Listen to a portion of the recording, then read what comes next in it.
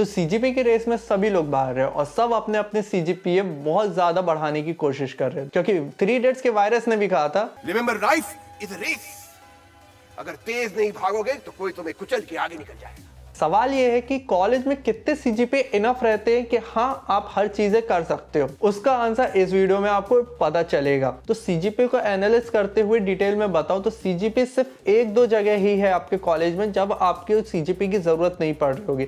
Definitely अगर आप career choose कर रहे हो तो 3 चीजों में आप अपना करियर बनाने की कोशिश करोगे। That is based on the आपका जॉब जो कि प्राइवेट जॉब है, दूसरा आपका गवर्नमेंट जॉब साइड हो गया और तीसरा आपका स्टार्टअप या फिर सेल्फ एम्प्लॉयड वाले एरिया पे जाओगे या फिर आप अपना करियर स्विच करोगे। तो बेसिकली ये जो स्टार्टअप वाला एरिया इसमें आपके सीजीपीए बिल्कुल नेग्लेक्ट करेंगे, but most of the people जो है ये 2 साइड में जा रहे होंगे। तो गवर्नमेंट एग्जाम्स भी हो गया तो इनमें भी आपके डायरेक्टली या इनडायरेक्टली एक इंप्रेशन छोड़ रहे होंगे आपके सीजीपीए। इसलिए सीजीपीए है तो बहुत ज्यादा इंपॉर्टेंट चीज, तो इसको हम डेफिनेटली गड़बड़ नहीं कर सकते। बट सीजीपीए कहाँ कितने कितने चाहिए होंगे, नंबर बोलूं कि कितने आपको लगभग चाहिए ही चाहिए सीजीपीए अपने करियर कि आपको बाद में कोई दिक्कत ना हो। तो most definitely most of the students जो है 2 चीजें में जरूर जाएंगे, that is internships and college placement.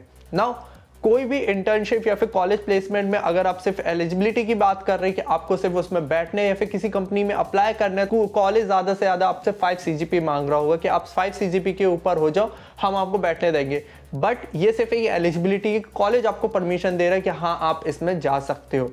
But अगर कंपनीज की बात करें तो ज्यादातर कंपनीज अगर best of the best case में भी निकालें तो 7 सीजीपी के ऊपर एक ऐसा नंबर है जिसमें आप मैक्सिमम ऑफ द कंपनीज में बैठ पाओगे और आपको बेस्ड ऑन द सीजीपी आपको शॉर्टलिस्ट भी कर दिया जाएगा। बट कुछ एक्सेप्शन सिनेरियोज में आपके 8-9 सीजीपी तक जाते। मैं एक मोस्ट ब्रॉडर पिक्चर के बारे में बात कर रहा हूं तो 7 सीजीपी इज द नंबर जिसमें आप हर एक कंपनी के लिए एलिजिबल हो सकते हो या फिर कंपनी के इंटरव्यूज तक जा सकते हो। बट कुछ लोगों को करियर में बहुत ज्यादा हाई ग्रोथ चाहिए रहती, तो उनके पास एक ऑप्शन रहता है या तो वो एक ज्यादा पढ़ाई कर ले। तो ज्यादा पढ़ाई का 1-2 ऑप्शन आपके पास आ जाते हैं। दैट इज फर्स्ट वाला ऑप्शन रहता है आपका एमबीए करना, that is master of business administration. ज्यादातर इंजीनियर्स इस तरफ जाने की कोशिश करते हैं जो कि काफी बेटर।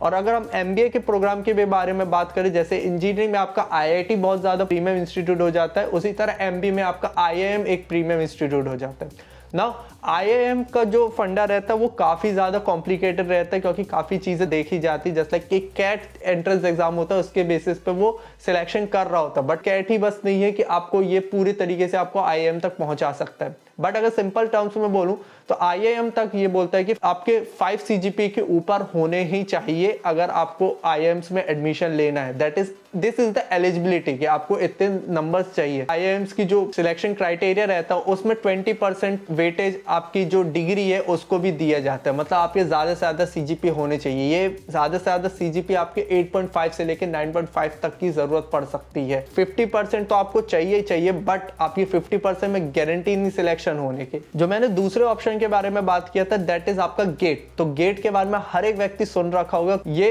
इंजीनियरिंग का सबसे मेन एग्जाम के तौर पे देखा जाता है। गेट से भी 2 रास्ते होते हैं किसी भी व्यक्ति को जाने के और दोनों ही रास्तों में एक समान चीजें चल रही होती है। पहला ऑप्शन रहता है कि आप या तो एमटेक कर सकते हैं या फिर बोला जाए तो मास्टर्स डिग्री कर सकते हैं। तो अगर आप मिनिमल जगह पे भी जाना चाहेंगे या फिर अच्छी जगह पे जाना चाहेंगे तो सिर्फ आपकी बॉर्डर क्रॉस करने की या फिर एलिजिबिलिटी ही आपकी 6.5 सीजीपी की रहती है कि आपको 6.5 सीजीपी मिनिमल चाहिए कि आप उस चीज पे अगर आप परस्यू करना चाहते हो तो बैठने के लिए। बाकी के प्रोसेस बहुत ज्यादा कॉम्प्लिकेटेड। सिलेक्शन क्राइटेरिया आपके 6.5 सीजीपी रहेंगे तो आपको नहीं होगा, आपको सीजीपी हाई ही रखना पड़ेगा ना। दूसरा इज पीएसयू। पीएसयू के बारे में अगर मैं थोड़ा सा शॉर्ट में बता दूं तो PSU is nothing but government owned companies।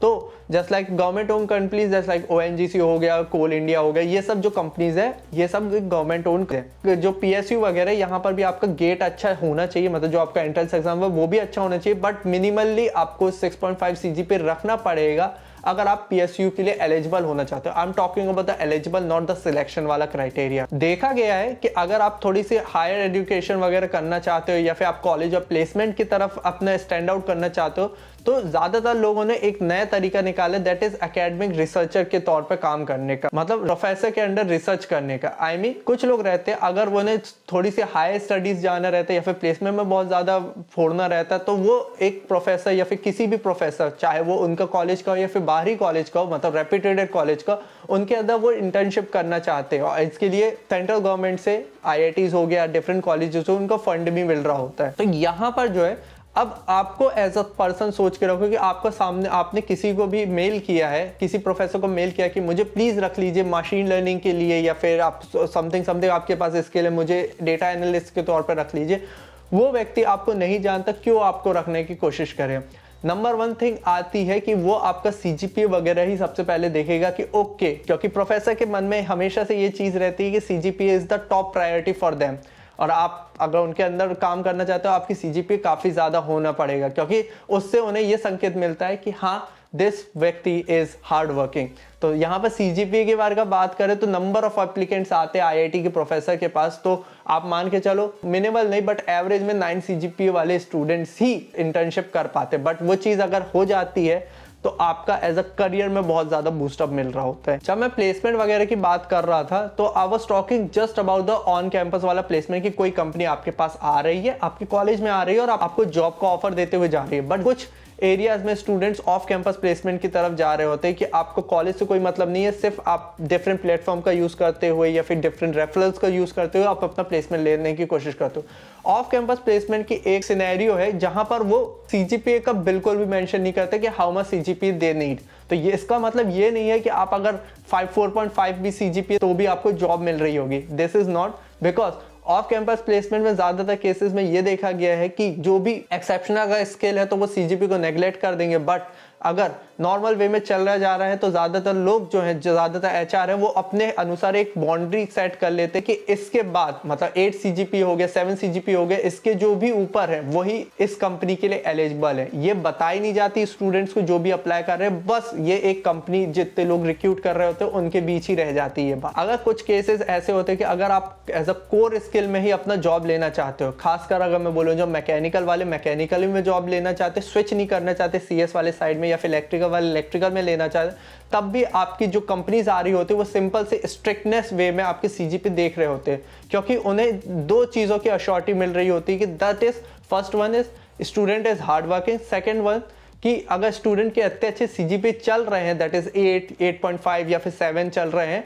तो कहीं ना कहीं उसका कोर कॉन्सेप्ट बहुत ज्यादा बिल्डअप है, तो हमें थोड़ा सा पॉलिश करने की जरूरत है। तो मैं कोशिश कर रहा हूं कि आपकी जो कॉम्प्लिकेटेड प्रॉब्लम्स है वो बहुत ज्यादा सिंपल वे में 1-on-1 आपके साथ बात करते हुए निकालूं, दैट इज प्रॉब्लम्स का सॉल्यूशन आपको सिंपल वे में करूं।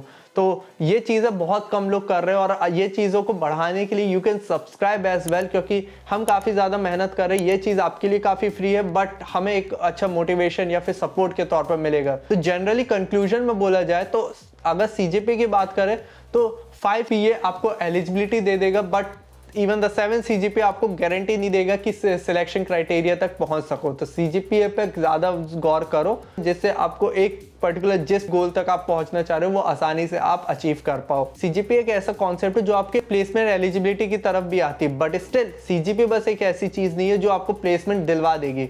तो यहाँ पर इस वीडियो में मैंने बात क्या क्या चीजें रिक्वायर्ड है एज अ प्लेसमेंट एलिजिबिलिटी, इस वीडियो को चेकआउट कर लो, पूरी चीजें क्लियर हो जाएगी। Till then I will see you in the next video. Till then please see you, have a good day. Hare Krishna.